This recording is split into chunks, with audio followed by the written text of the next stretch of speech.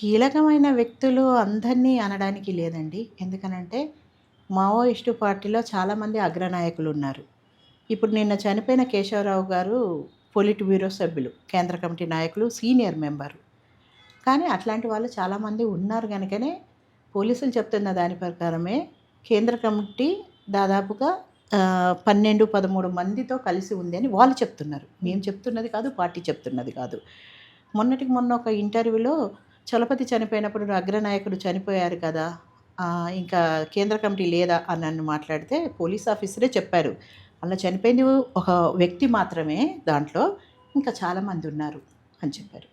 So, అంటే ఇదేంటిదంటే ఆహ్, ఒక పార్టీ సుదీర్ఘ కాలంగా పనిచేస్తున్న, కొన్ని దశాబ్దాలుగా పనిచేస్తున్న మావోయిస్టు పార్టీలో అనేక మంది ఉంటారు. రహస్యం కనుక ఎవరున్నారు, ఎవరు లేరు అనేది తెలియకపోవచ్చు.